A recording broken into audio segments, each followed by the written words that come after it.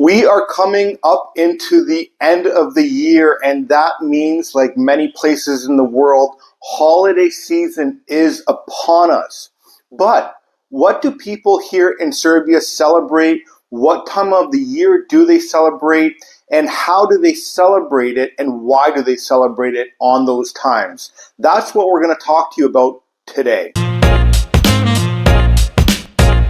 Now, coming from Western countries, you typically have your Thanksgiving. That's not something that is celebrated here in Serbia. You're going to have Christmas on December 25th, which is celebrated by some people here, but in Serbia, we go by a different calendar here. We go by the Julian calendar, and so we celebrate that at another time of the year as well. We also have Easter that sometimes falls on the same time as the people in the Western cultures, but many times it does not. And one other thing that we celebrate here in Serbia is called Slava, and that is your family patron saint. And so we're going to go over a couple of the dates that people celebrate here when it comes to these holidays.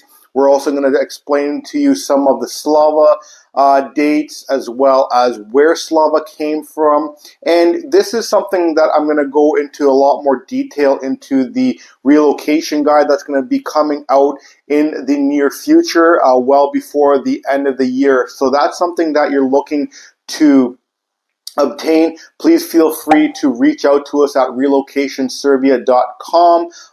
We'll leave a link to that website at the bottom of or in the description of this video. And one of the things that people do come to visit Serbia for is the holiday times. You might think Serbia is not a very popular tourist area when it comes to the winter season or the late fall and middle of January and February, but these are times that we celebrate a lot of our holidays, and a lot of people, not only from Western cultures, but people in Serbia or that have left Serbia to Germany, to Switzerland, to Austria, come back here to spend their time with their family and their loved ones here when it comes to these holidays.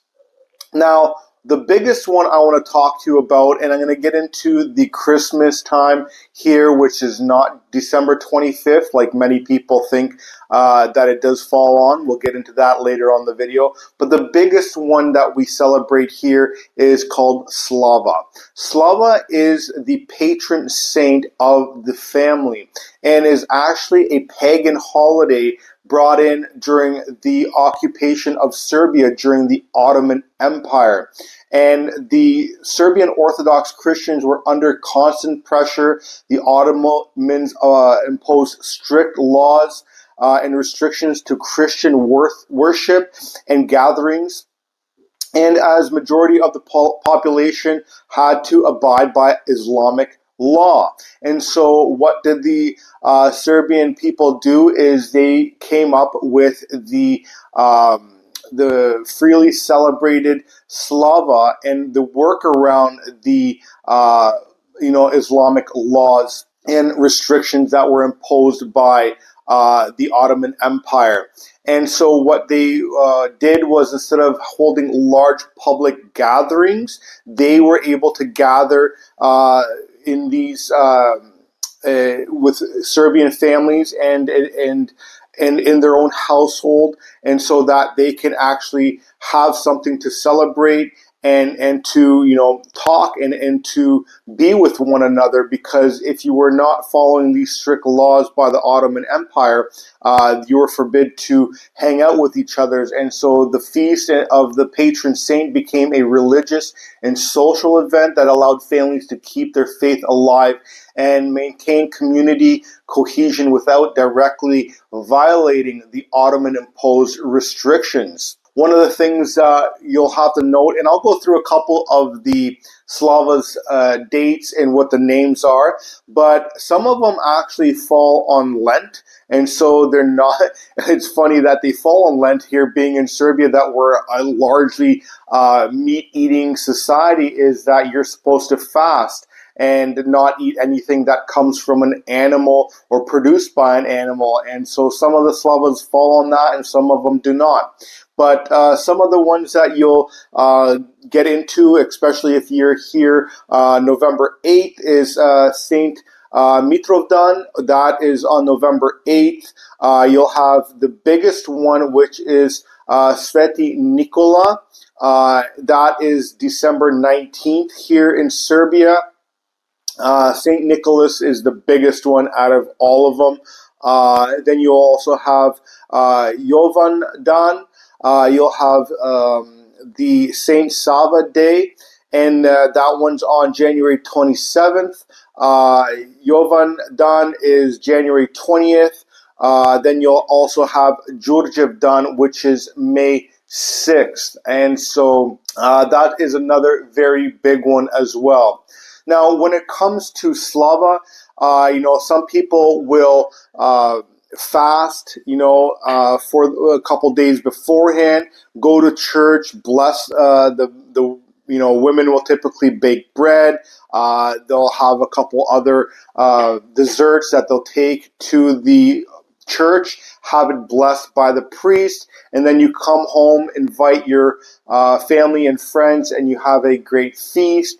Typically, a candle is burned that whole day on the dinner table as well, and you drink a lot of Rakija during that day as well. So make sure if you're going to visit anyone that is having a Slava, that you go, one, with a good appetite, and two, with a knowing that you're probably going to have a couple drinks of Rakija. And one of the things that some people do in Serbia is called Šumadinski chai. That is typically done in the Šumadija area, and that is similar to what the Western people would call a hot toddy. And they're really good, and because they have a lot of sugar in it, you can get quite inebriated by drinking this Šumadinski chai, and I absolutely love it. And it's funny that, thinking back, that anytime I was sick as a child, Rakija would be your first thing to go to. Some people will use it actually as a numbing agent for when kids start teething. If you have a cold or fever, it's very common for someone to boil a pot of Rakija, dip in a shirt, and then wring it out, and then you put that on, put on some dry clothing, and go to sleep. And somehow there's something in that Rakija that will help you, get rid of that flu or sickness that you have in there. Rakija is, a solution to many things here in Serbia. Now, when it comes to the Serbian Orthodox Christmas, or Božić as we like to call it, that actually falls on January 7th here in Serbia, and not December 25th. And again, this all goes by the old calendar, the Julian calendar, where the people these days, they fall under the Gregorian calendar, and so things are shifted to different days of the year. And typically, what you'll have to do on the Christmas is you cut down an oak branch or a badnjak, and you celebrate with your family and friends with a feast as well as in that nature. You do have some gifts these days. Some people set up a Christmas tree. Some people will not. It all depends on how the family wants to celebrate it. And believe me, if you're coming here during Božić or Christmas here in Serbia, everything is shut down January 7th. You are lucky to find anything open. It is like a ghost town here in Serbia, and so make sure that if you are going to be here, that you actually go to the grocery store, you go to the market, you get whatever you need done a couple days before January 7th, so that when it comes to January 7th, that if you are not celebrating with anyone here in Serbia, that you have all the supplies and necessities that you need as well.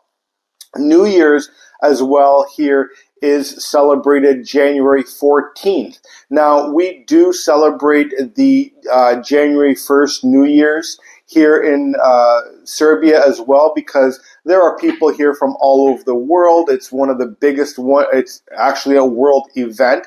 And so there are fireworks and there are, festivals here for the January 1st New Year's, but the Serbian Orthodox New Year's is actually on January 14th. And when it comes to Easter, Easter falls on May 5th. And so we typically, again, we will paint our eggs here. We'll go to church. We'll have another great feast with our friends and family and enjoy time together. I wish everyone that is coming up into this holiday season right now is getting ready to share some time with their family and friends, no matter where you are in the world. Maybe you're planning on your travels right now. I know a lot of the people that are living abroad that are from former Yugoslavia or from Serbia, they already have this done in their plans to come to Serbia and visit their family. It's what it's all about here in Serbia. It's all about old-fashioned traditions, hanging out with family and friends, having a good time, having a good feast. Thanks for watching. I'll see you on the next one.